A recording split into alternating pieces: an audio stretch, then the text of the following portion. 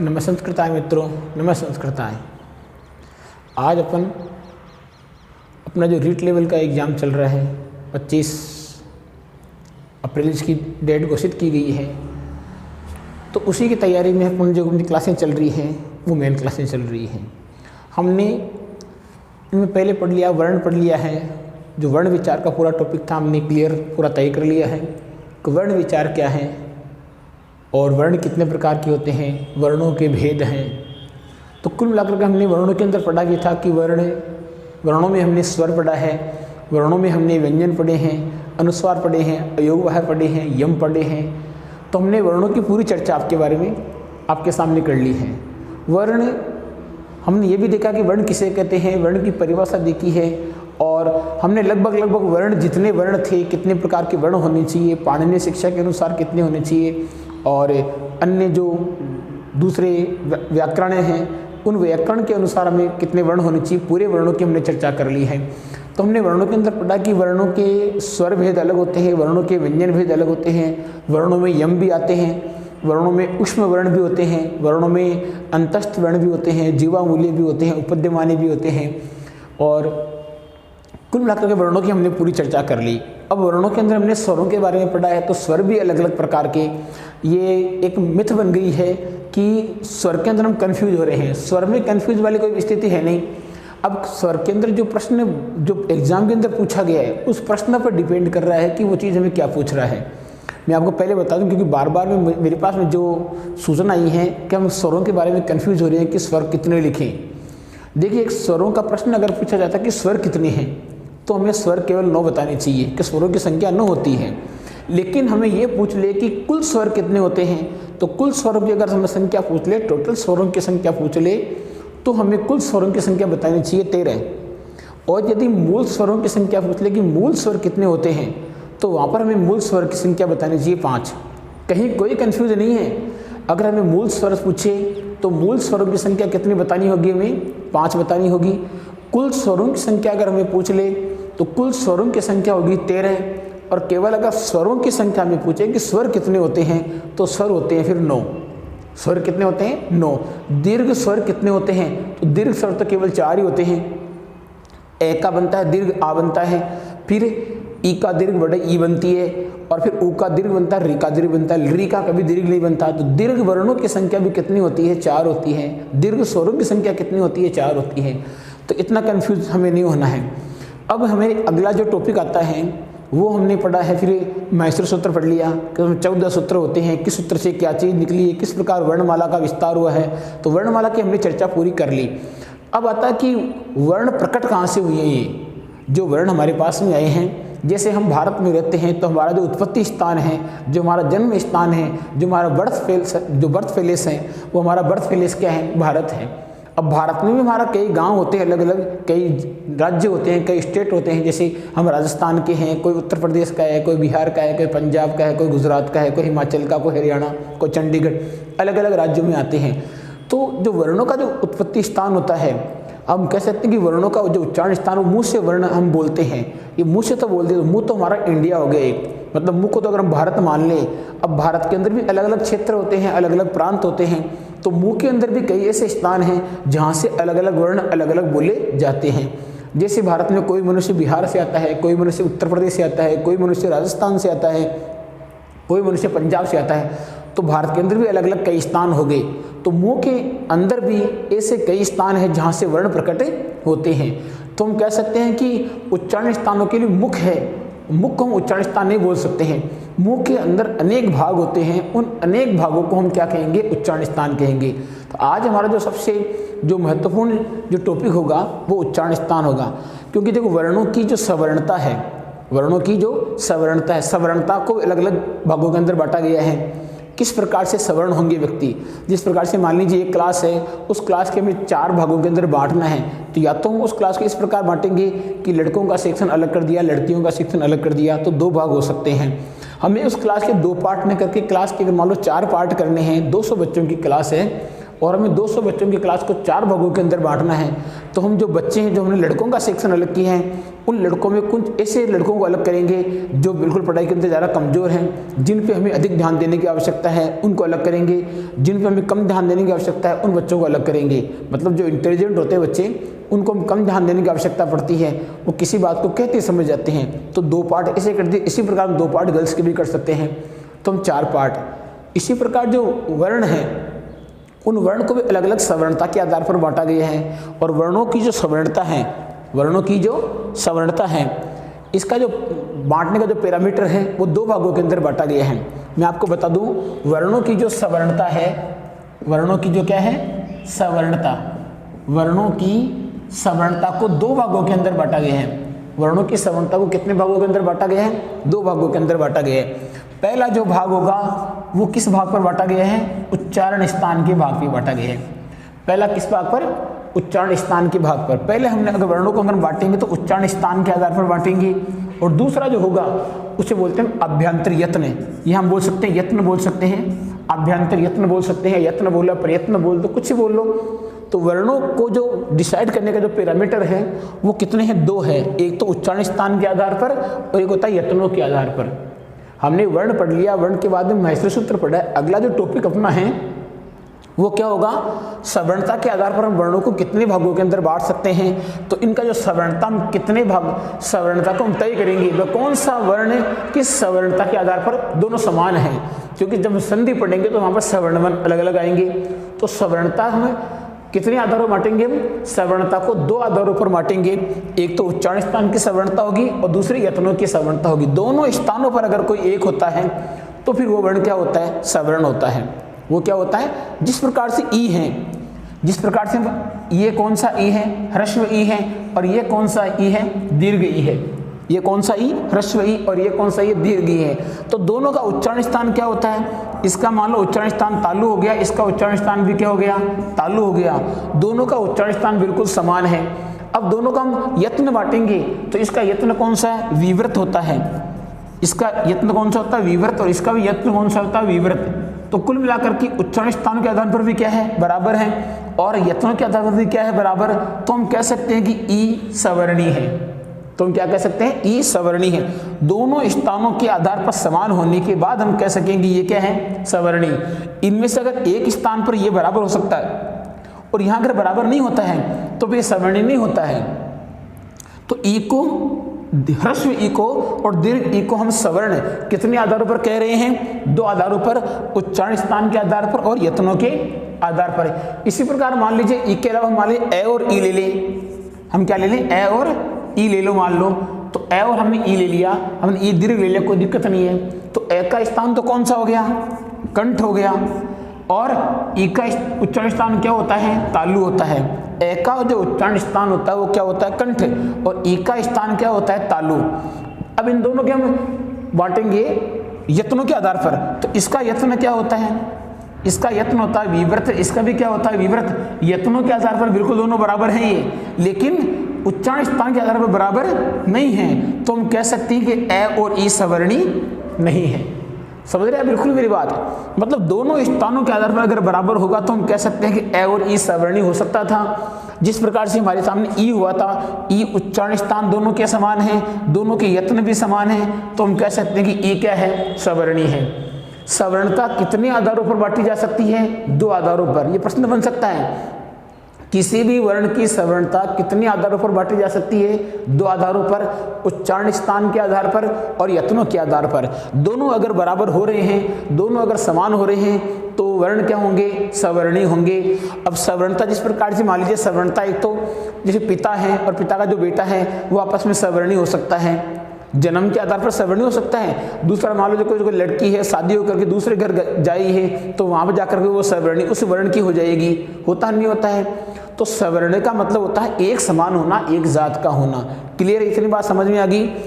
अब हमारा जो आज का टॉपिक है उस टॉपिक की हम चर्चा आपके सामने लेके आते हैं कि आज का जो हमारा टॉपिक वो होगा उच्चारण स्थान का टॉपिक। आज का जो हमारा टॉपिक कौन सा है? उच्चारण स्थान का। और उच्चारण स्थानों में देखिए इतने मतलब कई प्रकार के मिथ सामने आए हैं कि उच्चारण स्थानों के प्रकार कितने होते हैं। कोई बता रहा है 8 होते हैं, कोई बता रहे हैं 7 होते हैं, कोई बता रहे हैं 10 होते हैं। तो ये पूरी कन्फ्यूज है। ये बिल्कुल आप आज क्लास के माध्यम से कंप्लीट पूरा तय कर लें। अपना जो टॉपिक है आज का वो कौन सा होगा? उच्चारण स्थान। उच्चारण स्थान, उच्चारण स्थान का टॉपिक हम आपके सामने लेंगे। अब सबसे पहली बात आती है, उच्चारण स्थान कहते किसे हैं? उच्चारण स्थान कहते हैं किसे हैं? वर्णों का जो उच्चारण स्थान होता है, उस वर्णों का उच्चारण स्थान हम किसे कहते हैं? पहली चीज यही है।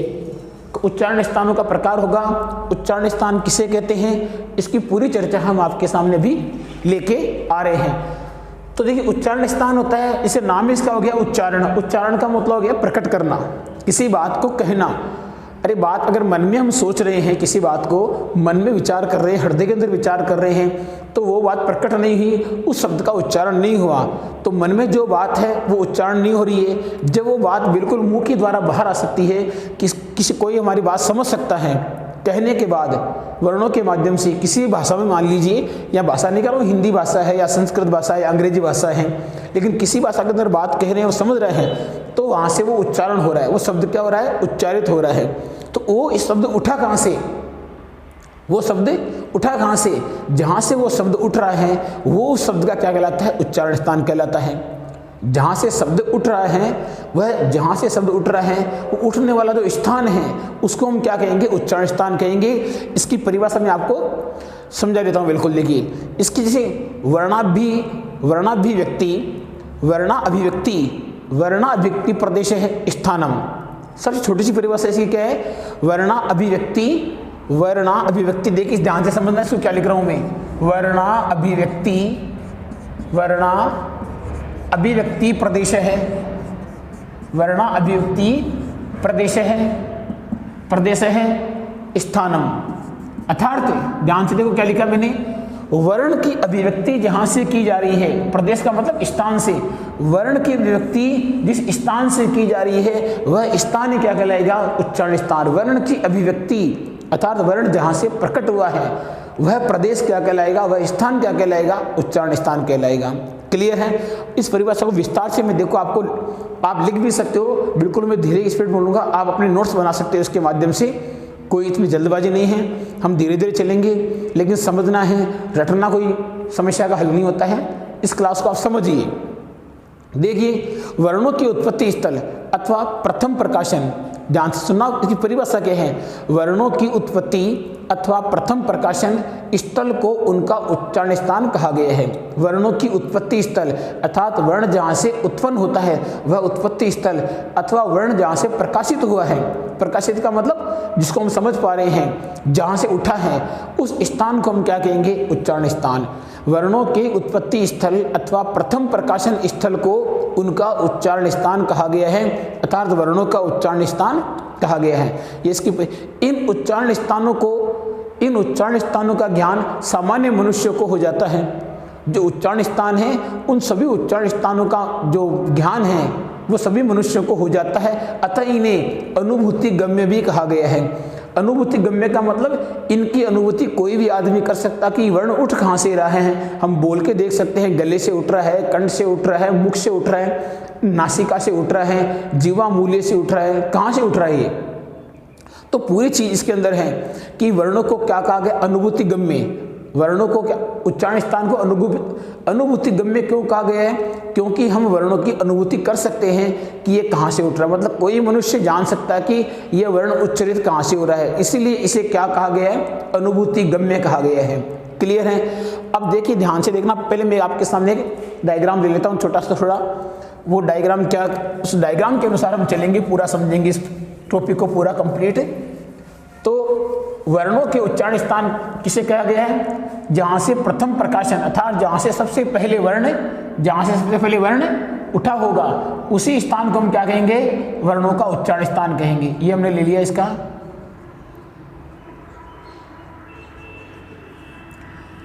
ये हमने इसको यहाँ से ले लिया है, ये ले लिया। देखो आप, अब इसके अंदर हम देख रहे हैं कि सबसे पहले जो होता है वो होता है यहाँ पर हृदय से स्टार्ट होता है। वर्ण सबसे पहले कहाँ से उठता है? हृदय से उठता है। वर्ण कहाँ से उठता है? हृदय से। और हृदय को क्या बोलते हैं? उरस। इसे क्या बोलते हैं? उरस भी बोलते हैं, उरस।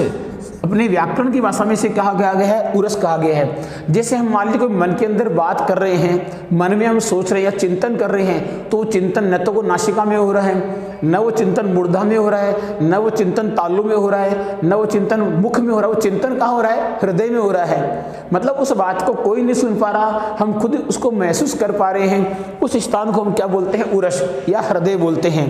क्लियर है? तो हृदय से उठा है। एक चीज मैं आपको और बताऊं कि देखो इतना बढ़िया मतलब साइंटिफिक तरीके से तैयार किया गया है कि जो स्थान है जितना नजदीक होगा उसकी हिंदी वर्णमाला में पहला स्थान लिया गया है। जैसे देखिए हृदय से स्टार्ट हो गया, अब पहले इसमें क्या आएगा? कंठ आएगा। नंबर 1 पर क्या आ रहा है? कंठ आ रहा है। तो हम कंठ से यहां से स्टार्ट करते हैं, भाई ये कंठ स्टार्ट हो गया, तो सबसे पहला उच्चारण स्थान हमने क्या ले लिया? इधर कंठ है। क्या ले लिया हमने? कंठ। देखिए सबसे पहले कंठ आता है, तो सबसे पहले हिंदी वर्णमाला में आता कौन है? कैवर्ग आता नहीं आता है। तो देखो कंठ से कैवर्ग उच्चारित होता है। मतलब जैसे जैसे हम जाएंगे वैसे वैसे अपने आप ही इनकी वर्णमाला भी बनती जाएगी। तो इनको याद करना भी ज़्यादा मुश्किल नहीं है। और उच्चारण स्थान को याद करने के लिए केवल 11 सूत्र हैं। अगर इन 11 सूत्रों को याद कर लिया जाए तो इतना बड़ा टॉपिक नहीं है कि हमें इसको याद करना पड़े। केवल मात्र 11 सूत्र याद करने हैं। उन सूत्रों के आधार पर कम से कम 100 प्रश्न बनते हैं उच्चारण स्थान के, जो हमें आराम से आ सकते हैं। केवल हमें 11 प्रश्न याद करने की आवश्यकता होगी। तो पहले हम कहाँ चले गए? कंठ। अब कंठ के बाद हम कहाँ जाएंगे? तालु में। कहाँ जाएंगे हम? तालु में। और तालु कहाँ होता है? जहाँ जीभ होती है, उस जीभ के जस्ट नीचे जो होता है उसे क्या कहा गया है? तालु कहा गया है। तो दूसरा स्थान कौन सा हो गया? तालु हो जाएगा। तालु। दूसरा स्थान कौन सा हो जाएगा? तालु। और तालु वाला मूर्धा। मूर्धा कहाँ होता है? जो हमारे जीभ के ऊपर का जो हिस्सा है उसे कहा गया है मूर्धा। जीभ, ये मान लीजिए जीभ है यहाँ पर, और जीभ का जो ये हिस्सा ऊपर वाला होता है उसे क्या कहा गया है? मूर्धा कहा गया है। क्या कहा गया? उसे मूर्धा कहा गया है। उसको मूर्धा भी कहा गया है, सिरस भी कहते हैं उसको। क्या कहते हैं? सिरस। संस्कृत की भाषा में इसका नाम क्या है? शीरस। क्योंकि इस सिर के जैसे नीचे वाला भाग होता है जो कठोर, अपने मुंह के अंदर जीभ के जो ऊपर का हिस्सा कठोर हिस्सा होता है, दांतों के बाद में होता है, उसे हम सिरस या मूर्धा कहते हैं। मूर्धा के बाद में फिर आता है दंता है। दांत सब जानते हैं, जो जीभ के नीचे यहाँ पर जो दांत आ चुके हैं, इन्हें जो अगला स्थान कौन सा हो जाएगा हमारा? दंता हो जाएगा। दंता हो गया। दंता के बाद में आता है फिर ओष्ठ। अगला कौन सा आता है? ओष्ठ। तो ये हमने ले लिया स्थान कौन सा ले लिया? ओष्ठ। और ओष्ठ का मतलब होता है होठ, ये सभी जानते हैं ओष्ठ है। और ओष्ठ के बाद में फिर आता है इधर कौन आती है? ये आ गई नासिका। ये कौन आ गई?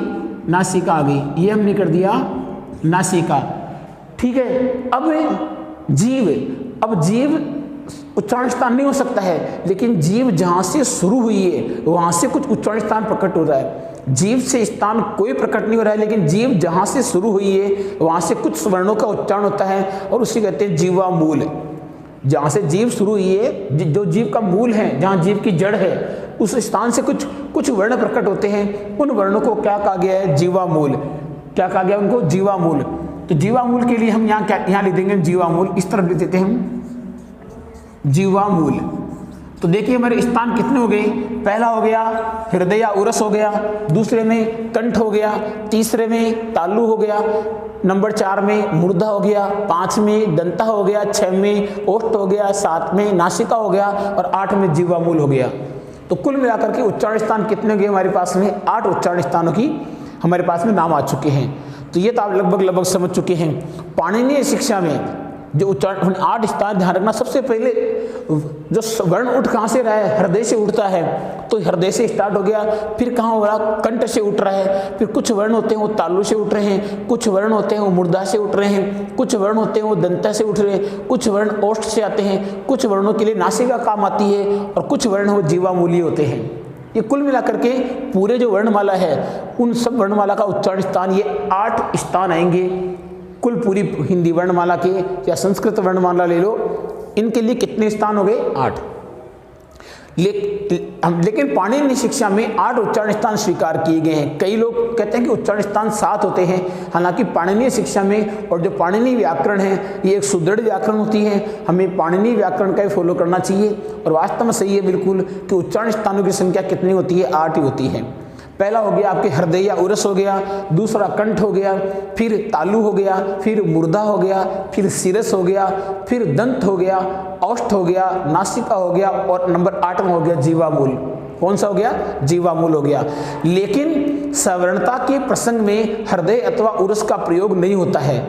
अगर हम किसी शब्द की सवर्णता प्रदर्शित करें तो उस सवर्ण, ये प्रश्न बन सकता है कि सवर्णता में कौन से उच्चारण स्थान का प्रयोग नहीं हो सकता? सवर्णता दिखाने में लिए कौन से उच्चारण स्थान का प्रदर्शन नहीं होता है? तो वहाँ आएगा हृदय या उरस, हृदय या उरस। इसीलिए कई होते हैं जो उच्चारण स्थानों की संख्या 7 ही मानते हैं। हालांकि उच्चारण स्थान हैं, लेकिन सवर्णता के आधार पर अगर उच्चारण स्थानों की करें गिनती तो वहाँ पर हमें 7 ही करना केवल। तो सवर्णता के प्रसंग में हृदय अथवा उरस का प्रयोग नहीं होता है। अतः सवर्णता के दृष्टिकोण से उच्चारण स्थान कंठ आदि केवल 7 ही होते हैं। तो यह प्रश्न बन सकता है कि सवर्णता के आधार पर यह जरूर उच्चारण स्थान कितने होंगे? 8 होंगे। ध्यान रखना, आप कंफ्यूज नहीं होना है। उच्चारण स्थान कितने होंगे? 8 होंगे। लेकिन यदि प्रश्न ऐसा आ जाए कि सवर्णता के आधार पर उच्चारण स्थानों की संख्या कितनी होगी, तो वहां पर हमें 7 बताना है। सवर्णता के आधार पर उच्चारण स्थानों की संख्या 7 ही होती है केवल। इसका भी पाणिनीय शिक्षा में मूर्धा उच्चारण स्थान के लिए शिरस शब्द का प्रयोग भी हमने किया है। पाणिनीय जो व्याकरण है उसके अंदर मूर्धा के लिए किसका प्रयोग किया गया है? शिरस शब्द का प्रयोग किया गया है। ठीक है, अब उच्चारण स्थान 7 हो गए और ये उरस 8 हो गया। तो हमें प्रश्न में उच्चारण स्थान अगर पूछा जाए तो हमें उच्चारण स्थानों की संख्या कितनी बतानी होगी? 8 बतानी होगी। लेकिन यदि ये पूछा जाए कि सवर्णता के आधार पर उच्चारण स्थानों की संख्या होती है तो वहां पर हमें केवल 7 बताना है। कितने बताना है? केवल 7।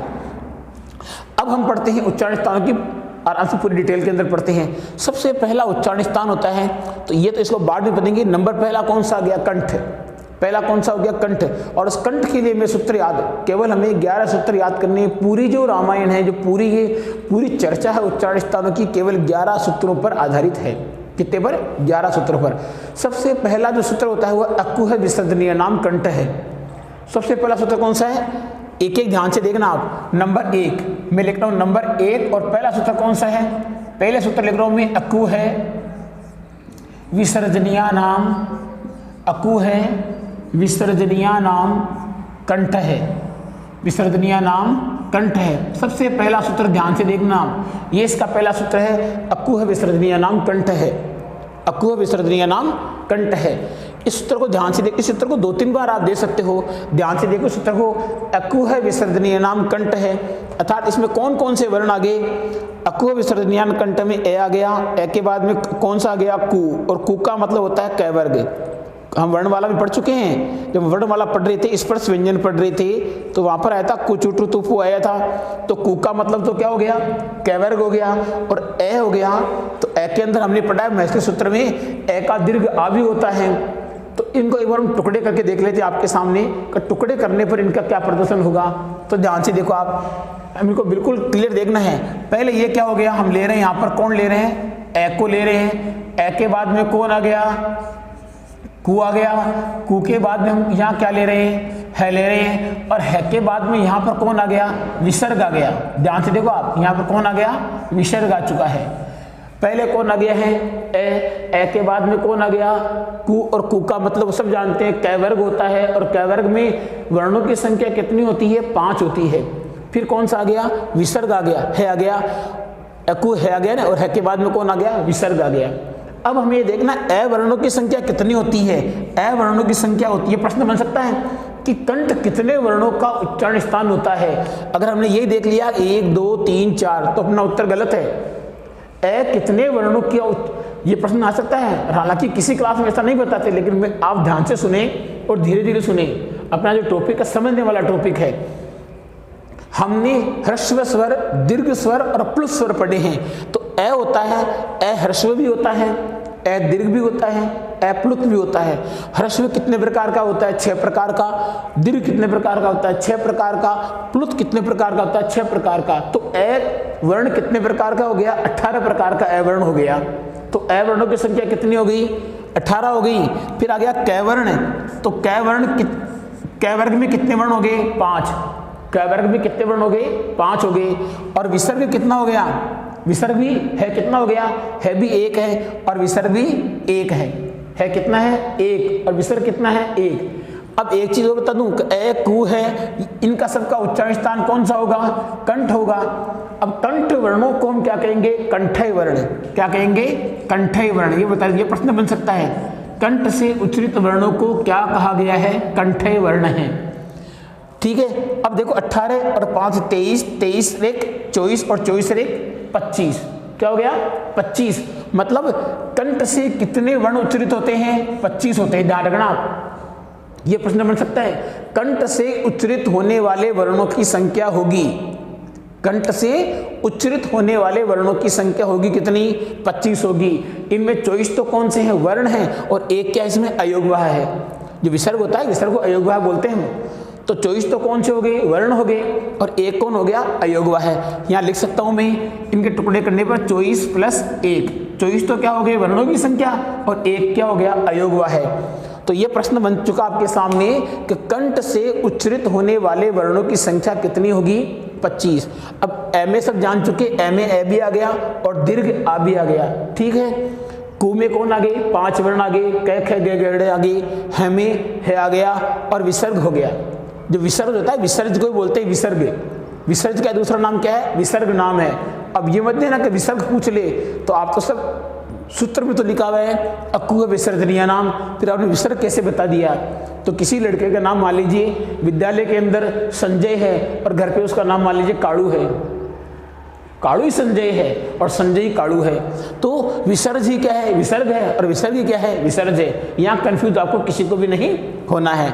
तो सबसे पहला सूत्र कौन सा आ गया अपना? अक्कु है विसर्जनीय नाम कंठ है। अक्कु है विसर्जनीय नाम कंठ है। कितने वर्णों का उच्चारण स्थान है? 25। 25 कैसे हुआ? 24 तो वर्ण हो गया, और एक अयोगवाह हो गया। एक क्या हो गया? अयोगवाह है। क्लियर है? समझ चुके आप इस बात को? तो सबसे पहला सूत्र अपना याद रखना है, अक्कु है विसर्जनीय नाम कंठ है। अक्कु है विसर्जनीय नाम कंठ है। सूत्र नंबर 2 चलते हम।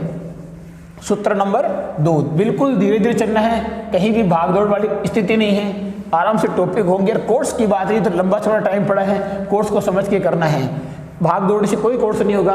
भाग दौड़ के अंदर आप कई चीजें छोड़ भी सकते हो, हमें सब चीजों को साथ लेके चलना है। अपना जो अगला सूत्र आएगा वो होता है इच्छु यशा नाम तालु। नंबर सूत्र नंबर कौन सा है? 2। ध्यान से देखिए, सूत्र नंबर 2 आएगा अपने सामने, इच्छु यशा नाम, इच्छु यशा नाम, और आगे में लिख दिया तालु है। ये सूत्र नंबर 2 आ गया, इच्छु यशा नाम तालु है। इसके वर्णों को अगर हम बांटते हैं तो पहले ये कौन आ गया? ई आ गया। फिर ये कौन आ गया? चू का मतलब हो गया च वर्ग हो गया। चू का मतलब कौन हो गया? च वर्ग हो गया। च वर्ग के बाद में ये कौन आ गया? इधर ये आ गया, और ये के बाद में ये कौन आ गया? से आ गया। ये ध्यान रखो आप, इच्छु यशा नाम तालु में ये कंप्लीट चीजें आ चुकी हैं। अब ई, इच्छु यशा नाम में कौन आ गया? ई। तो यहाँ पर ई वो भी दीर्घ भी आ गई, और ई ह्रस्व भी आ गई। च वर्ग में आने वाले वर्णों की संख्या 5 होती है। ये हो गया आपके। ये कितने प्रकार के होते हैं? ध्यान रखना आप, ये 2 प्रकार के होते हैं। ये कितने प्रकार के होते हैं? 2 प्रकार के। स 1 प्रकार का होता है। तो ई कितने प्रकार के हो गए? ई हो गए 18 प्रकार के। ह्रस्व दीर्घ प्लुत। च वर्ग में कितने वर्ण आ गए? 5 आ गए। ये कितने प्रकार के हो गए? 2 प्रकार के। और स कितने प्रकार के? 1 प्रकार के। इच और जो इच्छु यशा नाम है, इनका स्थान कौन सा है? तालु होता है। और इस तालु संज्ञा को हम क्या बोलते हैं? तालव्य। क्या बोलते हैं? इन वर्णों को क्या बोलते हैं? तालव्य वर्ण बोलते हैं। इन वर्णों को हम बोलेंगे तालव्य वर्ण। क्या बोलेंगे? तालव्य वर्ण, क्योंकि ये तालु से बोले जाते हैं, इसीलिए इन वर्णों को हम बोलते हैं तालव्य वर्ण। अब इनकी संख्या कुल कितनी होगी? 18 5 23, 23 2 25, 25 और 1 26। मतलब तालु वर्ण से बोलने वाले कुल वर्णों की संख्या कितनी हो जाएगी? 26। ध्यान रखना, अक्कु है विसर्जनीय नाम से बोलने वाले जो कंठ से उच्चरित वर्णों की संख्या कितनी होगी? 25 होगी। तालव्य वर्ण से बोले जाने वाले वर्णों की संख्या कितनी होगी? 26।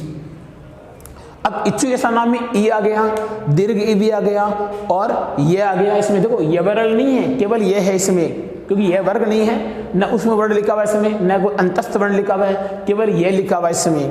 तो यह वर्ण की संख्या भी कौन सी होगी?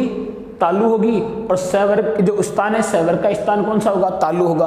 और जो तालु जो स्थान है, इसको हम क्या संज्ञा देते हैं? तालव्य।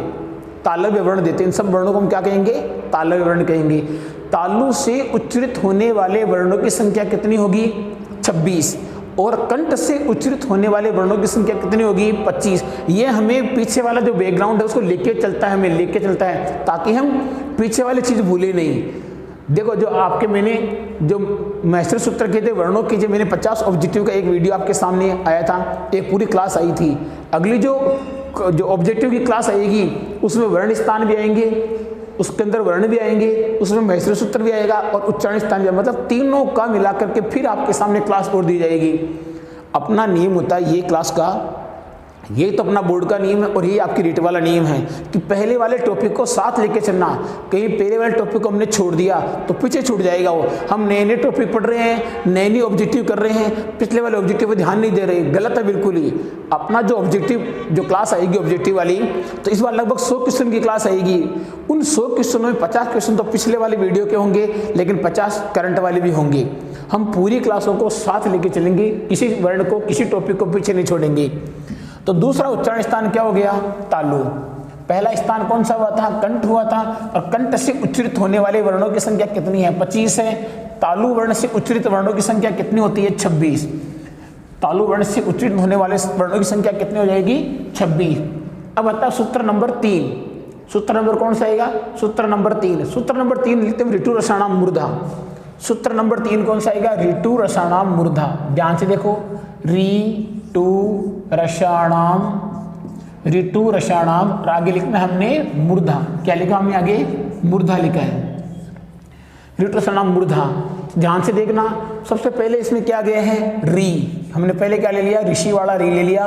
री के बाद में इधर कौन आ गया? टै वर्ग आ गया। और टै वर्ग के बाद में इधर देखो कौन आ गया? ये रे भी आ गया। और रे के बाद में कौन आ गया? खटकोण वाला ख भी आ गया। ये हो गया साहब, ये री हो गया, टैवर्ग पूरा हो गया, एक ये हो गया, पूरा ये हो गया, ये हो गया और ये हो गया। इन सभी का उच्चारण स्थान क्या है? मूर्धा। और मूर्धा से उच्चरित वर्णों को क्या संज्ञा दी गई है? मूर्धन्य वर्ण। इन वर्णों को क्या कहा गया है? मूर्धन्य वर्ण। ये भी ऑब्जेक्टिव प्रश्न बन सकता है। मूर्धन्य वर्णों की संख्या कितनी होगी? मूर्धन्य वर्णों की संख्या कितनी होगी? ध्यान रखना इनका। अब इनमें कितने प्रकार के वर्ण हो गए? री का मतलब ऋषि वाला हो गया, और री का ह्रस्व भी होता है, री का दीर्घ भी होता है, री का प्लुत भी होता है। तो री वर्णों की संख्या कितनी हो जाएगी? 18 हो जाएगी। टै वर्गों की संख्या कितनी है? टै वर्ग में 5 है। अब रे वर्ण की संख्या कितनी होगी? रे वर्ण की संख्या होगी 1, और श वर्ण की संख्या भी होगी 1, और टोटल संख्या कितनी होगी इनकी? 25। 18, 5, 23, 1, 24, 1, 25। तो कंठ वर्ण की संख्या भी, कंठ उच्चारण स्थान की संख्या भी कितनी थी? 25 थी। और मूर्धन्य वर्णों की संख्या भी कितनी है? 25। मूर्धन्य वर्णों में कौन कौन आ गया है? ऋतु रसाणाम मूर्धा। हमें याद रखना इस चीज को, सूत्र को ध्यान रखना है। बस एक सूत्र से पूरे प्रश्न बन चुके हैं। प्रश्न आगे से बन सकते हैं, उल्टे बन सकते हैं। कैसे बन सकते हैं? प्रश्न ये आ सकता है कि री वर्णस्य उच्चारण स्थानम किम अस्ति मूर्धन्य, या मूर्धन्य केसाम वर्णानाम उच्चारण स्थानम अस्ति, या मूर्धन्य कस्य वर्गस्य। तो कस्य वर्ग से पूछे तो हमें केवल टै वर्ग से करना है। केसाम वर्णानाम तो पूरे हमें पूरे वर्ण बताने पड़ेंगे। और कति वर्णानाम 25। कति पूछे, कति का मतलब कितने? मूर्धन्य कति वर्णानाम उच्चारण स्थानम अस्ति। मूर्धन्य कितने वर्णों का उच्चारण स्थान है? तो ये नहीं है मूर्धन्य कितने वर्णों का उच्चारण स्थान है। रीतो हो गया साहब 1 हो गया, टै वाले 5 हो गए, 6 और 7, ये 7 नहीं लिख दो। ये प्रश्न बहुत ही महत्वपूर्ण प्रश्न है। ऐसा प्रश्न पहले आया हुआ भी है और आ भी सकता है कि मूर्धन्य वर्णों की संख्या कितनी होगी, तो हमें इसके अंदर 18 गिनने पड़ेंगे। कई पहली बार देख लेंगे कि री 18 प्रकार का, हमने तो आज तक 2 प्रकार का पढ़ा है, ह्रस्व और दीर्घ पढ़ा है। तो मैं बता दूं आपको, हम पहले वर्ण जब पढ़ रहे थे तो हमने बताया था आपको ह्रस्व, दीर्घ और प्लुत। वहां पर हमने पढ़ा है कि री कितने प्रकार का होता है? 18 प्रकार का री होता है, ए 18 प्रकार का होता है। ध्यान रखना इस चीज का। टै वर्गों की संख्या 5 होगी, रे 1 हो गया, स 1 हो गया, टोटल वर्णों की संख्या कितनी हो गई? 25 हो गई। क्लियर है? सूत्र 3 हो गए। पहला सूत्र कौन सा हो गया? अकुह विसर्जनीय नाम कंठ हो गया। सूत्र नंबर 2 कौन सा था? सूत्र नंबर 2 अपने पास में था इचु यशा नाम तालु। सूत्र नंबर 2 कौन सा था? इचु यशा नाम तालु। सूत्र नंबर 3 कौन सा हो गया? ऋतु रसाणाम मूर्धा। ऋतु रसाणाम मूर्धा। सूत्र नंबर 4 आता अपने पास। सूत्र नंबर 4 के हैं? लितु रसाणाम दंता है। सूत्र नंबर 4 लिख रहा हूं मैं आपके सामने।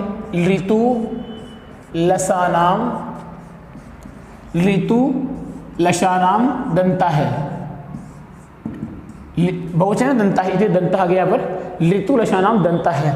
इनमें से हम क्या क्या निकालेंगे, एक तो निकालो, पहले हमने क्या निकाल लिया, री निकाल लिया, री के बाद में कौन आ गया, तैवर्ग आ गया, तैवर्ग के बाद में कौन आ गया, ले आ गया, और ले के बाद में कौन आ गया, से आ गया। ध्यान देखो आप, ऋतु लसानाम में कौन कौन आ गया, री के बाद में कौन आ गया, तू का मतलब तैवर्ग हो गया, तैवर्ग के बाद में कौन आ गया, ले आ गया पूरा। ले अलग चीज होती है, री अलग है, ध्यान रखना आप, री अलग है और ले अलग होता है। और फिर आ गया आपके से सड़क वाला जो था वो आ गया। इन सभी का उच्चारण स्थान क्या होगा, दंता है। क्या होगा, दंता है। और दांत से बोलने वाले वर्णों को क्या संज्ञा दी गई है, दंत्य वर्ण। उन्हें क्या कहा गया है, दंत्य वर्ण। इन सब वर्णों को क्या कहा गया है, दंत्य वर्ण।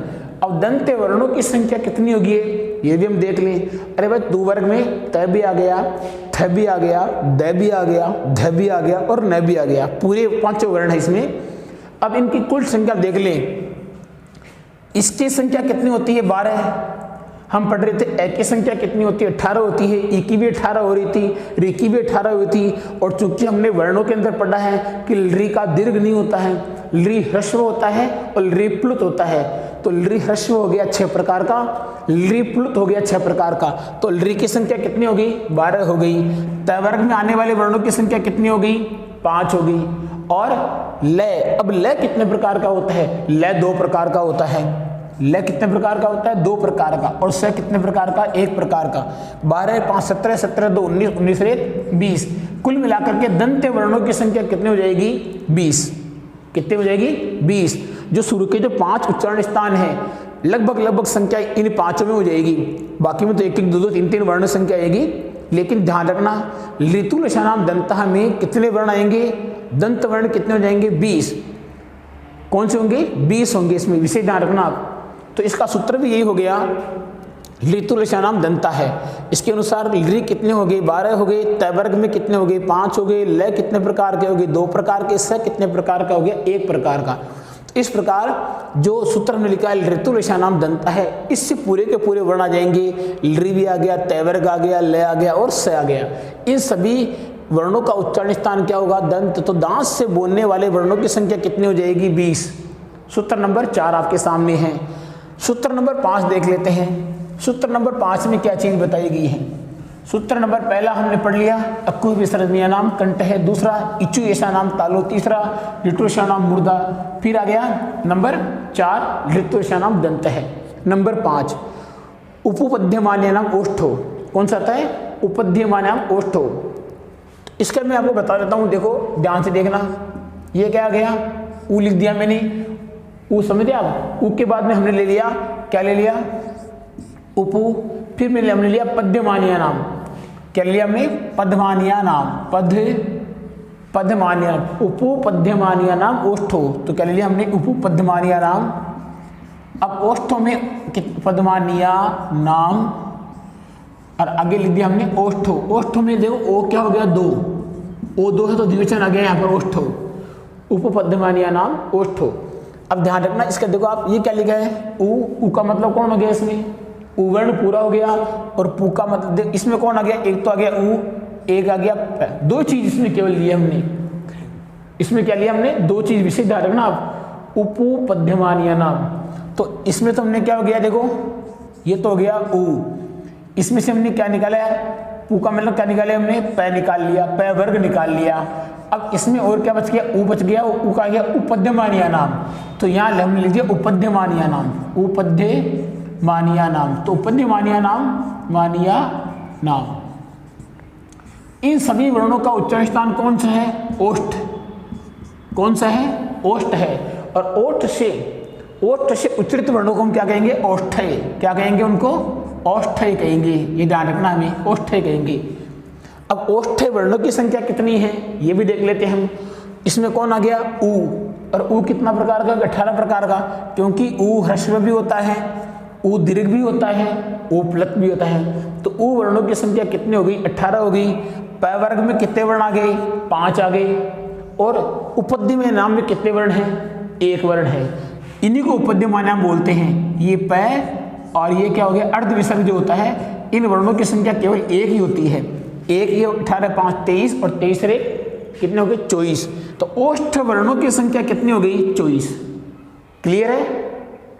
उपद्यमान या नाम ओष्ठों में एक तो उ वर्ण आ गया और उ वर्णों की संख्या होती है 24। उ के अंदर उ ह्रस्व भी हो गया, उ दीर्घ भी हो गया, उ प्लुत भी हो गया। फिर आ गया पै वर्ग, और पै वर्ग में आने वाले वर्णों की संख्या कितनी होती है 5 होती है। फिर पै वर्ग के बाद में उपद्यमान नाम ओष्ठ है। तो उपद्यमान जो उपद्यमान नाम बड़ा जीवामूल्य उपद्यमान हमने पढ़े हैं, वह उपद्यमान नाम वर्णों की संख्या कितनी होती है, एक होती है केवल। तो कुल मिलाकर के संख्या कितनी हो गई 24। संख्या कितनी हो गई 24।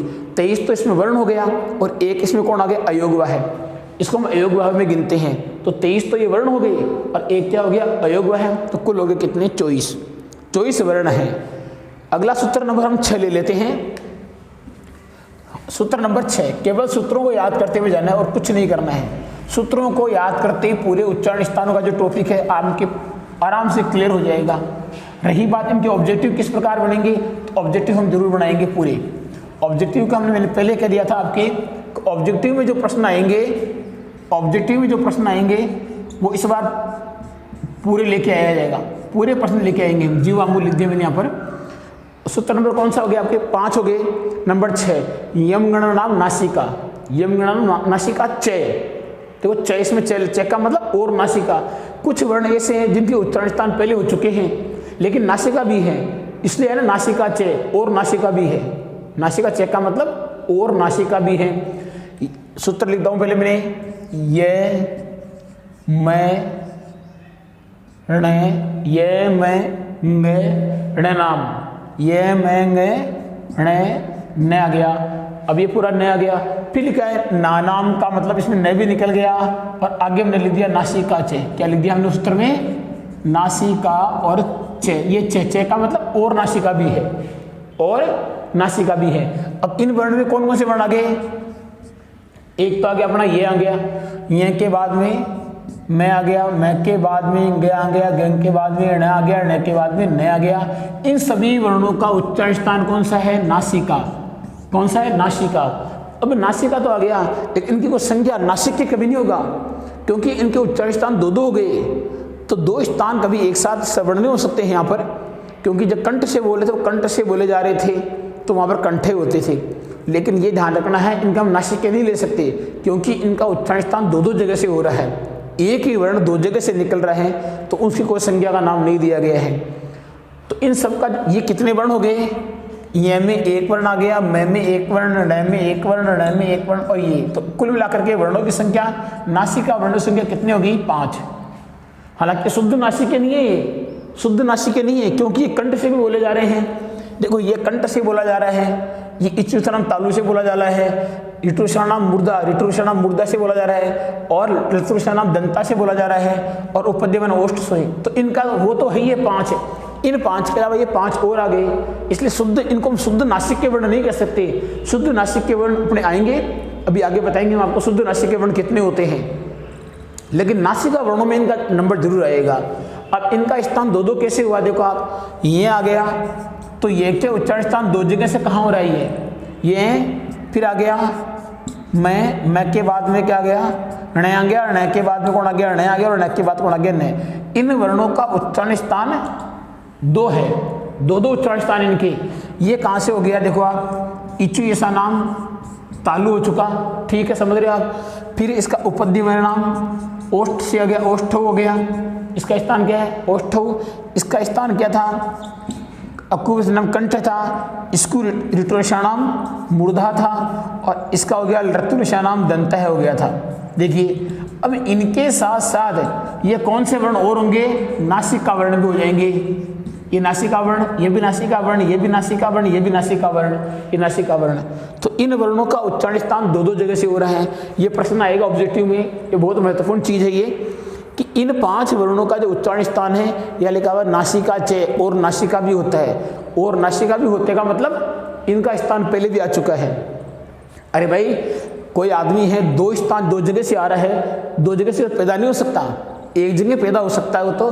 तो उसका हम स्थल बता सकते हैं, लेकिन ये नासिक, इसलिए इनको नासिक की हम नासिक की संज्ञा नहीं दी भाई। अपूर्व नाम कंठ था तो कै वर्ग पूरा कंठ से आ रहा था, उनको कंठे।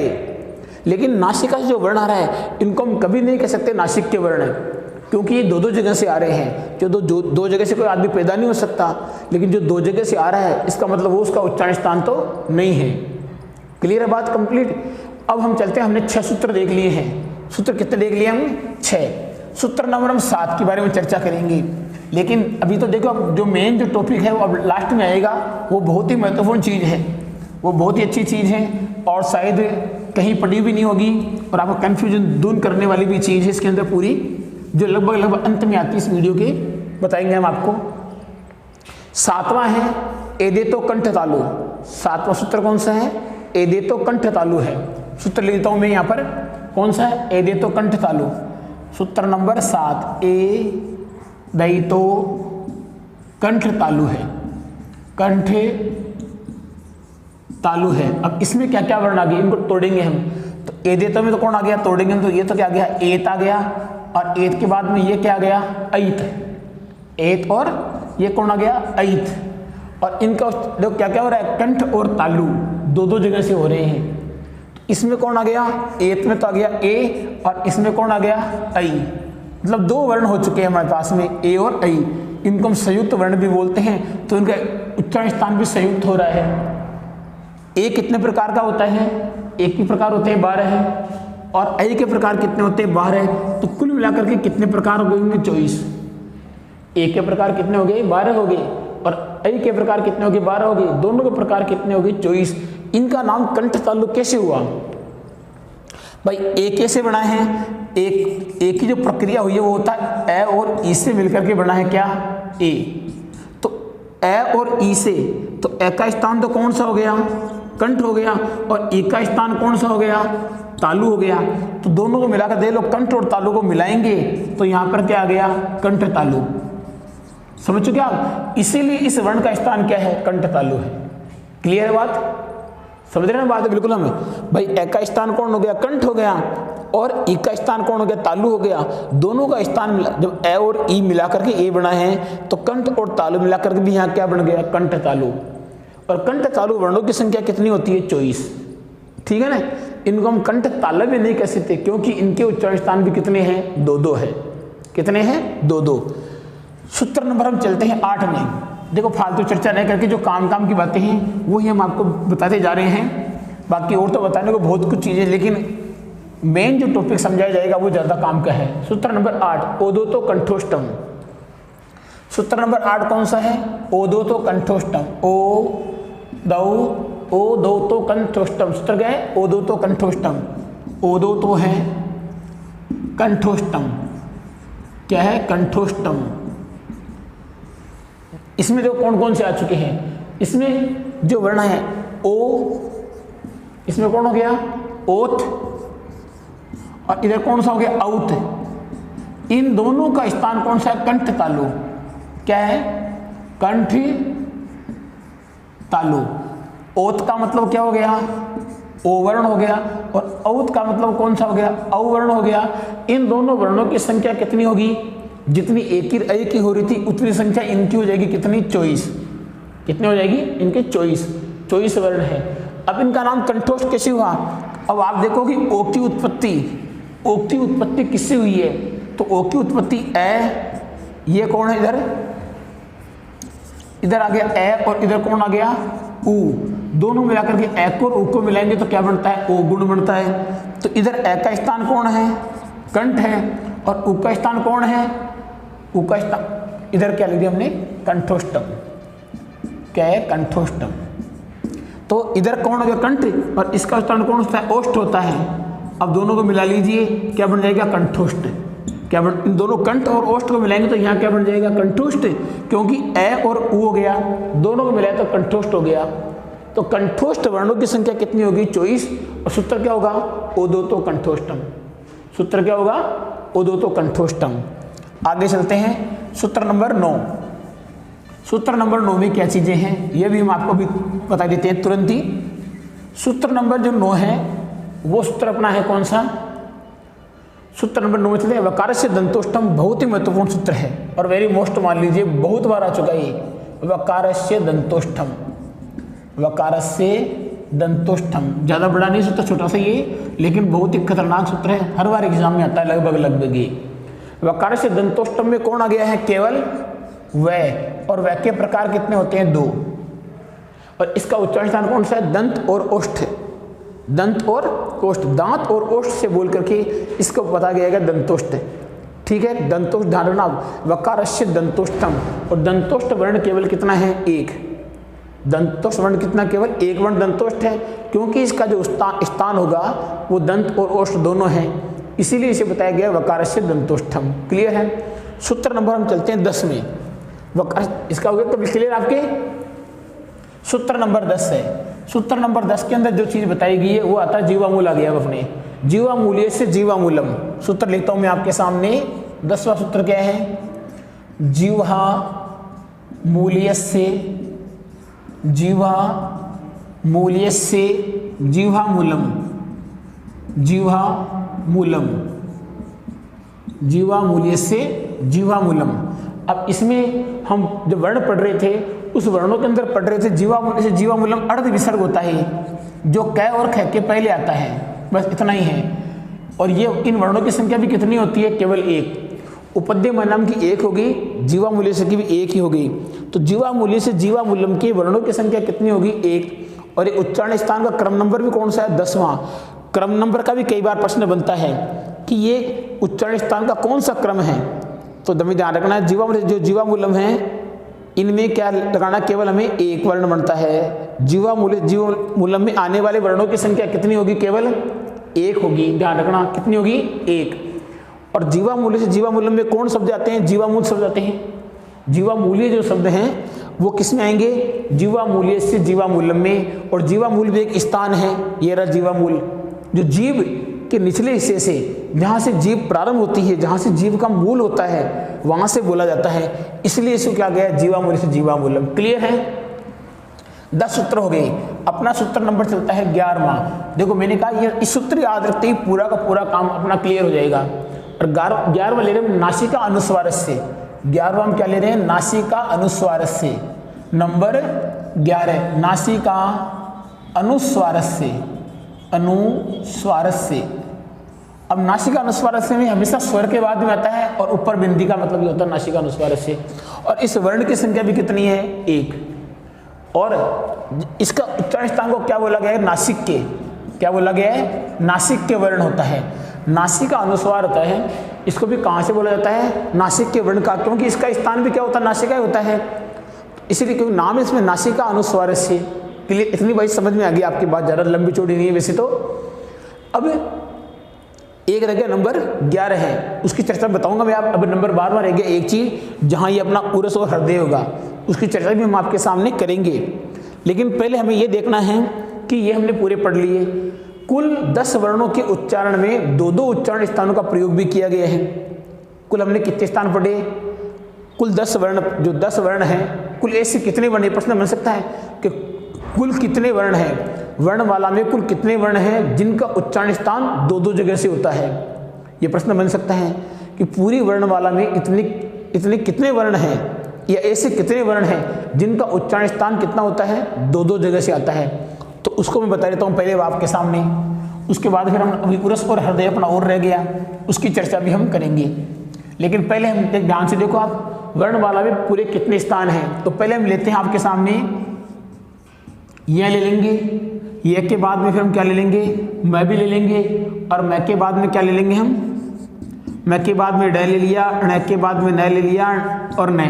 ये तो 5 आ गए अपने। क्लियर है? फिर क्या आ गया? ए के बाद में क्या आ गया? आई आ गया, आई के बाद में क्या आ गया? ओ आ गया, और ओ के बाद में क्या आ गया? औ आ गया, और औ के बाद में एक होता है वह। एक क्या होता है? वह। ये मैं रे, थोड़ा मैं ऊपर लिखता हूँ, हो सकता है दिखाई नहीं दे, नीचे वाले जो बोर्ड है हो सकता है छिप जाए, तो दोबारा एक बार मैं बोर्ड लेता हूँ, मैं सही से ऊपर से ले लेता हूँ थोड़ा। पहले हो गया कौन सा?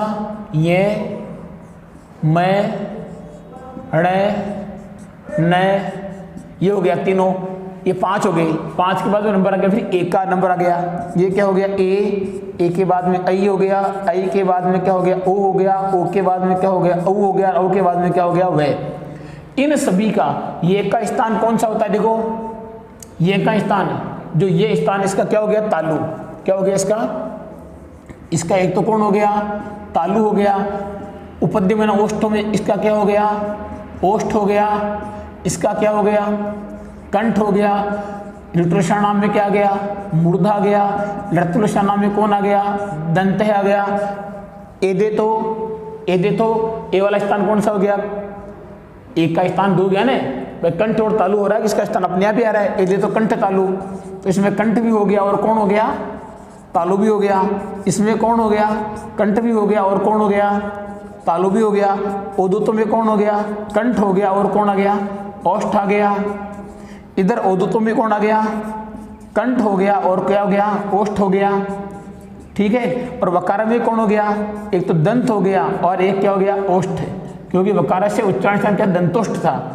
अब इन सब का साथ साथ में कौन आ गया, इन सब के साथ साथ में एक कौन आ रही है नासिका आ रही है, कौन सी आ रही है नासिका, तालु और नासिका, ओष्ठ और नासिका, कंठ और नासिका, मूर्धा और नासिका, दंत और नासिका, दो हो गए, कंठ और तालु, कंठ और तालु, कंठ और ओष्ठ, कंठ और ओष्ठ, कंठ और ओष्ठ हो गया, ये इनके ओष्ठ दंत और ओष्ठ हो गया। तो इन जो कितने वर्ण हो गए देखो आप 1 2 3 4 5 6 7 8 9 और 10 वर्ण ऐसे हैं जिनका उच्चारण स्थान 2 स्थानों से होता है, या जिनका उच्चारण स्थान 2 बताए गए हैं। पूरी तालिका में हमने पढ़ा, पूरे वर्णों के अंदर पढ़ा है उच्चारण 2 उच्चारण स्थानों वाले वर्ण कितने हैं 10। ये प्रश्न बनता है 2 उच्चारण स्थानों वाले वर्ण कितने होंगे 10 वर्ण होंगे, जिनके उच्चारण स्थान कितने होंगे 2। इनके अलावा शेष जो 32 वर्ण हैं, हमारे 42 वर्ण कोण हैं, शेष 32 वर्ण हैं तथा अयोगवाह हैं, उनका केवल एक ही उच्चारण स्थान होता है। तो ये बात आप समझ चुके, कुल वर्ण कितने होंगे 42 थे, 42 में से 10 वर्ण ऐसे हैं जिनका उच्चारण स्थान 2 जगह से होता है, क्लियर है। अब आता है यम नासिका, यम का उच्चारण स्थान क्या होता है नासिका होता है, ये बता देता हूँ मैं आपको। यम वर्ण, जब हमने वर्णमाला पढ़ रहे थे तो उस वर्णमाला में हमने यम वर्णों की संख्या पढ़ी, वैसे यम वर्णों की संख्या 100 है, लेकिन पाणिनीय शिक्षा में यम वर्णों की संख्या कितने बताई गई है केवल 4। यम वर्णों की संख्या कितनी बताई है केवल 4 बताई है। यम वर्ण का उच्चारण स्थान कौन सा होगा नासिका होगा, यम वर्ण का उच्चारण स्थान क्या होगा नासिका होगा। यम वर्ण में कितने आते हैं 4 वर्ण आते हैं, क्लियर है। यम वर्ण में कितने वर्ण आएंगे 4 वर्ण आएंगे। तो इसमें यम वर्णों का जो सूत्र था वो क्या होता है पहला दूसरा तीसरा, या कौन पहला वर्ण दूसरा वर्ण तीसरा वर्ण चौथा वर्ण, इसके बाद में हमेशा क्या होना चाहिए 5वां वर्ण होना चाहिए। लेकिन या तो ये 2 बार आए या ये 2 बार आए या ये 2 बार ये 2 बार, तो दूसरा वाला पद होता है उसे हम बोलते हैं यम वर्ण, उसे हम क्या बोलते हैं यम वर्ण बोलते हैं। जिसमें लिख रहा हूं एक आपके सामने क्या लिख रहा हूं देखो पल्ली कन्नी, क्या लिख रहा हूं मैं पल्ली कन्नी। अब देखो ये आ गया लगातार 2 बार आ गया, और ये कौन सा वर्ण हो गया 5 बार। तो दूसरा वाला वर्ण है इसे हम बोलते हैं यम वर्ण, ये यम वर्ण है। अब ऐसे ये क है ये भी क है, लेकिन इस क का उच्चारण स्थान कौन सा होगा कंठ, क्योंकि ये यम वर्ण नहीं है, ये यम वर्ण है, लेकिन इस क वर्ण का उच्चारण स्थान कौन सा होगा नासिका। अब सर आप तो बोल लेते हैं कि क वर्ण का उच्चारण स्थान तो कंठ होता है, बिल्कुल कंठ ही होता है, लेकिन ये क वर्ण है इसका कंठ होगा, और ये क वर्ण नहीं है, इसे हम क्या बोलेंगे यम वर्ण बोलेंगे। क्या बोलेंगे यम वर्ण। और यम वर्ण का स्थान कौन सा होता है नासिका होता है। इसलिए ध्यान रखना, जो यम कई बार ऑब्जेक्टिव के अंदर पूछ सकते हैं, ऐसे ये नाम आ गया और ये अंडरलाइन कर दी, रेखांकित पद का उच्चारण स्थान होगा, रेखांकित पद का उच्चारण स्थान होगा, और रेखांकित पद है कौन सा यम है, तो यम का स्थान कौन सा होगा नासिका। कहीं आप कंठ मत कर देना, कहीं आप कंठ न कर देना, नहीं तो फिर आपके नंबर भी कंठ में अटक जाएंगे। इसलिए ध्यान रखना यम वर्ण का उच्चारण स्थान क्या होगा नासिका होगा। यम वर्णों का उच्चारण स्थान हमेशा नासिका होता है। जो पलिक करने में जो द्वितीय ककार था, पहला ककार होगा, इसका स्थान तो कंठ है, लेकिन जो दूसरा ककार है इसका स्थान क्या होगा नासिका होगा। स्थान नासिका, प्रथम ककार का उच्चारण स्थान कंठ होगा, क्लियर है। उच्चारण स्थान निष्कर्ष के रूप में कहा जा सकता है कि शुद्ध नासिक के वर्ण कितने होंगे 5। शुद्ध नासिक के वर्ण कितने होंगे? 5। कौन सा? 4 तो यम। अब यह प्रश्न भी बन सकता है कि शुद्ध नासिक के वर्णों की संख्या कितनी होगी? मैं बता रहा था अभी आपको कि बहुत ही महत्वपूर्ण चीज है ये। शुद्ध नासिक के वर्णों की संख्या कितनी होगी? 5 होगी। कितनी? 4 तो होगी यम और 1 होगा अनुस्वार, क्योंकि अनुस्वार से नासिका। अनुस्वार का उच्चारण स्थान क्या होता है? नासिका होता है 1। अनुस्वार 1 होता है केवल और उसका नासिका होता है।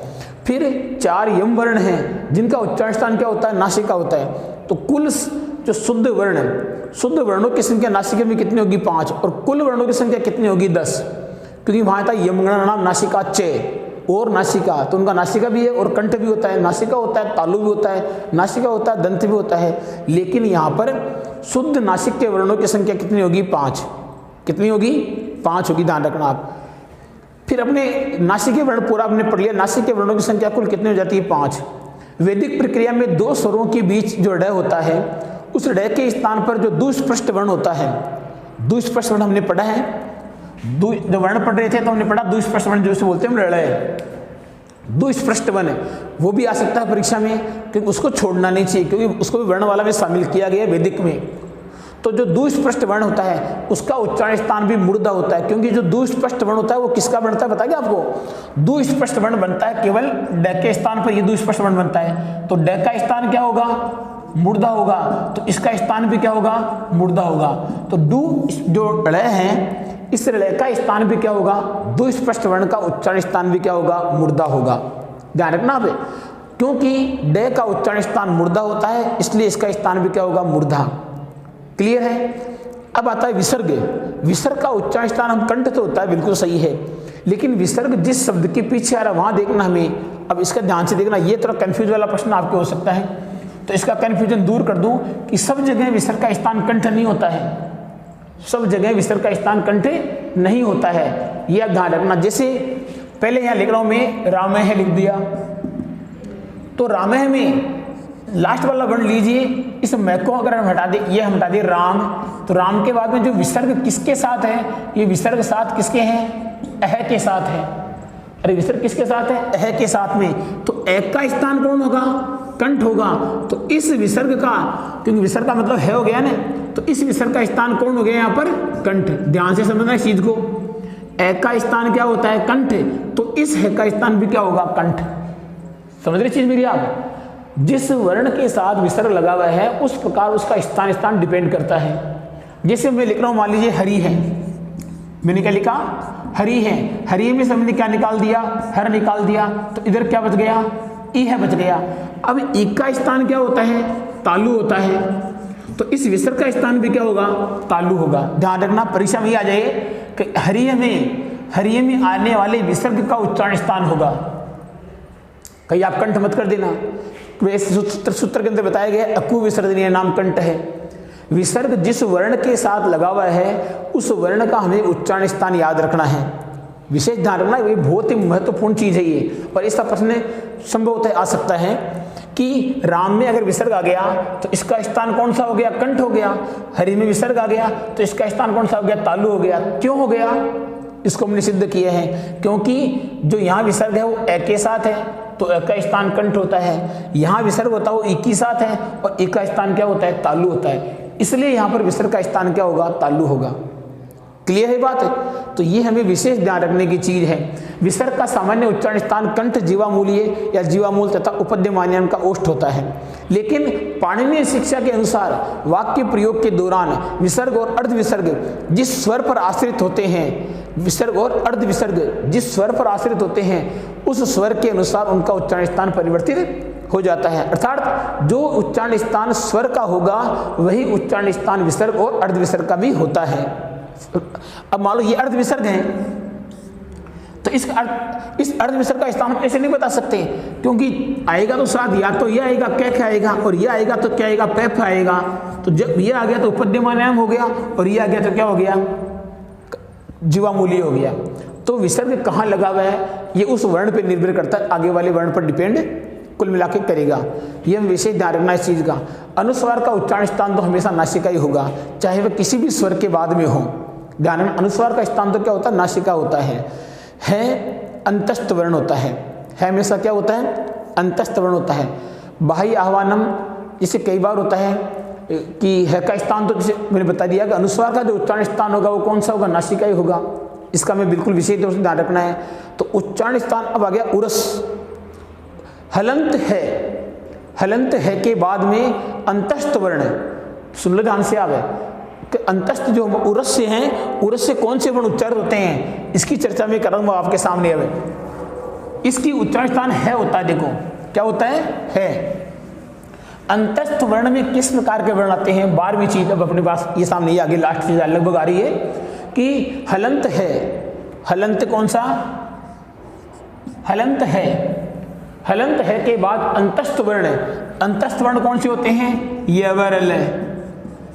हलंत है के बाद में इनमें से भी कोई अगर एक वर्ण आएगा तो इस हलंत है का उच्चारण स्थान क्या होगा, उरस होगा। क्या होगा, उरस होगा। या वर्णों के पंचम वर्ण, या फिर क्या है इसके बाद में वर्णों के पंचम वर्ण आ सकते हैं। पंचम वर्ण में क्या गया, ये मैं न, ये 5 वर्ण, ये इसके बाद में आने चाहिए। है हलंत के बाद में या तो पंचम वर्ण आए या अंतस्थ वर्ण आए। क्या है, अंतस्थ वर्ण आए। उस समय इनके समुदाय या तो है प्लस ये मान लो या है प्लस न मान लो, उच्चारण स्थान उरस होगा। अतः ऐसे वर्णों को उरस्य वर्ण कहा गया है। ऐसे वर्णों क्या गया है, उरस्य वर्ण कहा गया है। ये विशेष ध्यान रखना हमें इस चीज का। जैसे ब्राह्मण है, ये क्या गया, ब्रा, ये क्या हो गया, इसको मैं अलग अलग करके लिखता हूं। ये क्या हो गया, ब्रा, ये क्या हो गया है आधा, ये क्या हो गया मैं, और ये क्या हो गया अर्ण। है के बाद में देखो कौन सा वर्ण आ गया, पंचम वर्ण। तो ये कौन सा हो गया, उरस्य वर्ण हो गया। जैसे लिख रहा हूं बाह्य, ये क्या हो गया बा, ये क्या हो गया है, ये हो गया है, तो ये बाह्य होगा।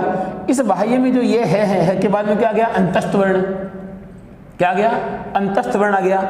जैसे मैं लिख रहा हूं ब्रह्मा, तो ब्रह्मा में ये क्या हो गया, ब्रह, ये क्या हो गया है, ये क्या हो गया मां, ब्रह्मा हो गया। तो इसके अंदर भी जो ये है के बाद कौन सा आ गया, पंचवर्ण आ गया। बाह्य में कौन सा आ गया, पंचवर्ण आ गया। वहनी, वहनी में कौन सा आ गया, पंचवर्ण आ गया। तो इस प्रकार है के बाद में पंचवर्ण आने पर उसे उरस्य वर्ण कहा जाएगा। कौन सा वर्ण कहा जाएगा, उरस्य वर्ण। उष्म, अब आता उष्म वर्ण। उष्म वर्णों की कितनी गतियां होती है, उष्म वर्णों की 8 गतियां होती है। अंतिम टॉपिक है अब आपका इस वीडियो का, अंतिम वर्ण जो उष्म वर्ण की कितनी गतियां होती है, उष्म वर्णों की 8 गतियां होती है। सुन लो केवल आप, इतना ही करना आपको। प्रश्न आ सकता है कि उष्म वर्णों की गतियां होती हैं 8। उष्म वर्ण कितने होते हैं, 4 होते हैं। 4, 3 प्रकार के श हो गए, एक हो गया है, पहला गया संकर वाला, फिर हो गया खटकोन वाला, फिर हो गया सड़क वाला, फिर हो गया है। तो उष्म वर्णों की गतियां कितनी होती है, 8 गतियां होती है। पहले विसर्ग संधि, फिर आ गया जीवामूली आ गया, फिर हो गया स संकर वाला। नंबर 1 विसर्ग संधि में आ गया, नंबर 2 जीवामूल्य में आ गया, नंबर 3 जीवामूल्य में कौन सा, अर्ध विसर्ग होता है। नंबर 3 में कौन सा आ गया, संकर वाला स होता है जो सत्व संधि के अंदर बनता है। नंबर 4 में कौन सा आ गया, सत्व संधि वाला कौन सा हो गया, खटकोन वाला। नंबर 5 कौन सा हो गया, सड़क वाला, सत्व संधि वाला। नंबर 6 कौन सा हो गया, रे भी होता है विसर्ग में, जहां संधि होती है उत्तव संधि होती है। नंबर 7 में कौन सा हो गया, ओ हो गया, जहां पर उत्तव संधि होती है। नंबर 8 में कौन सा हो गया, विवृत, जिसका लोप संधि में आता है। तो कुल मिलाकर के विसर्ग की कितनी गतियां होगी, 8 गतियां होगी। नंबर 1 विसर्ग, नंबर 2 जीवामूल्य, नंबर 3 संकर वाला से, नंबर 4 खटकोन वाला से, नंबर 5 सड़क वाला से, नंबर 6 में आगे आ गया आपके उत्तव संधि वाला रे आ गया, नंबर 8 में आ गया आपके, नंबर 7 में आ गया आपके उत्तव संधि वाला ऊ, और नंबर 8 में आ गया विवृत। ये उष्म वर्णों की कितनी गतियां होगी, 8 गतियां। पाणिनीय शिक्षा में उष्म वर्णों की 8 गतियां मानी गई हैं, अर्थात विसर्ग संधि के कार्य में कुल 8 प्रकार के कार्य होते हैं। विसर्ग संधि में कितने प्रकार के कार्य होते हैं, 8 प्रकार के कार्य होते हैं। विसर्ग के माध्यम से जो होने वाले कार्यों की संख्या कितनी होगी, 8, क्योंकि उष्म वर्णों की गतियां कितनी होगी, 8 गतियां होगी। तो विसर्ग में आ गया, विसर्ग संधि के अनुसार मैंने पूरे बता दिए हैं कि 8 गतियां किस प्रकार से होगी। ये अपना जो पूरा टॉपिक था आज का उच्चारण स्थान का, इसे क्लियर करके खोल करके एक एक शब्द का ऑपरेशन करके हुए बोर्ड के, मतलब ऑपरेशन भी आपके सामने किया गया बोर्ड के ऊपर। अब जो अपनी अगली क्लास होगी वो होगी इनके ऑब्जेक्टिव, और लगभग 100 ऑब्जेक्टिव होंगे, जिनके अंदर 50 ऑब्जेक्टिव वर्ण विचार वाले आएंगे और 50 के अंदर महत्व सूत्र भी होंगे, और अगले जो 50 ऑब्जेक्टिव होंगे वो होंगे उच्चारण स्थानों के। तो कुल मिलाकर के 100 ऑब्जेक्टिव की क्लास आएगी, जिनके अंदर पिछले हम सभी टॉपिकों को लेके आएंगे। आगे वाला टॉपिक कोई नहीं लिया जाएगा। कोर्स होगा, धीरे धीरे होगा, कोई भागा दौड़ी नहीं होगी, लेकिन समझना आपको है। नमस्ते संस्कृताय मित्रों, नमस्ते संस्कृताय।